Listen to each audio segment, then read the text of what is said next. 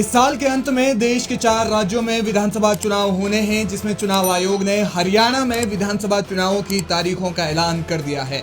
उम्मीद जताई जा रही थी कि राज्य में नवंबर तक चुनाव हो सकते हैं, लेकिन चुनाव आयोग ने 1 अक्टूबर को मतदान की तारीख तय की।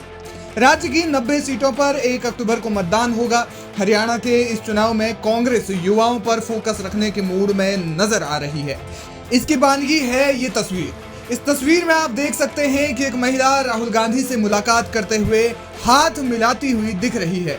इस तस्वीर में दिख रही महिला सोनिया दोहन है, जो हरियाणा की राजनीति में एक युवा नेत्री के रूप में खासी सक्रिय है।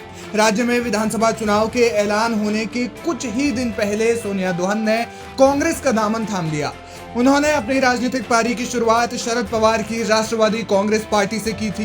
कहा जाता है कि सोनिया दोहन शरद पवार को अपना राजनीतिक गुरु मानती आई हैं। एनसीपी जब 2 हिस्सों में बट गई थी, तब सोनिया दोहन शरद पवार गुट के साथ बनी रही, लेकिन लोकसभा चुनाव के परिणाम आने से ठीक 5 दिन पहले उन्होंने पार्टी छोड़ दी। हालांकि अगस्त के महीने तक वे किसी पार्टी के सदस्य नहीं बनी, लेकिन बीती 6 अगस्त को उन्होंने कांग्रेस के साथ जाने का फैसला लिया। सोनिया दोहन एनसीपी की स्टूडेंट विंग की एक सक्रिय नेता रही है और उन्होंने दिल्ली विश्वविद्यालय में एनसीपी की स्टूडेंट विंग का प्रतिनिधित्व भी किया है। उनकी शुरुआत भी स्टूडेंट पॉलिटिक्स से ही हुई है। माना जा रहा है कि कांग्रेस में शामिल होने के बाद वे विधानसभा चुनाव लड़ सकती है और जिस सक्रियता के साथ वे काम कर रही है, कांग्रेस उन्हें टिकट देने के बारे में ज्यादा नहीं सोचेगी, ऐसा राजनीतिक विशेषज्ञों का मानना है। कुछ ही दिनों में टिकट का बंटवारा भी हो जाएगा, जिसमें उन्हें नारनौंद विधानसभा सीट से चुनावी मैदान में उतारा जा सकता है, क्योंकि लंबे समय से वे इसी विधानसभा सीट में ज्यादा सक्रिय हैं और जनता से मिलकर उनके हितों की बात करती रहती है। ऐसे में कांग्रेस जैसी बड़ी पार्टी का साथ मिलना, जिनकी पूर्व में कई दफा राज्य में सरकार रह चुकी है, इससे उनके राजनीतिक करियर को रफ्तार मिल सकती है। सोनिया दोहन सोशल मीडिया से लेकर जमीनी स्तर पर भी खासी सक्रिय है।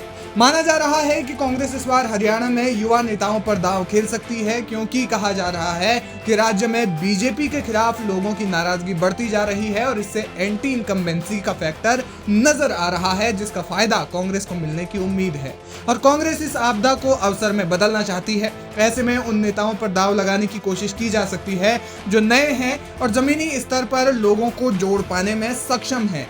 दूसरी ओर 24 के लोकसभा चुनाव के नतीजे भी कुछ इसी ओर इशारा करते हैं। 2019 में बीजेपी ने हरियाणा में क्लीन स्वीप किया था। पार्टी राज्य की 10 में से 10 लोकसभा सीटों को जीत गई थी, लेकिन ठीक 5 साल बाद स्थिति एकदम बदल गई और पार्टी को 24 के चुनाव में 5 सीटों पर नुकसान हो गया। 2024 के लोकसभा चुनाव में बीजेपी 5 सीटें तो वहीं कांग्रेस को भी 5 सीटों पर जीत मिली।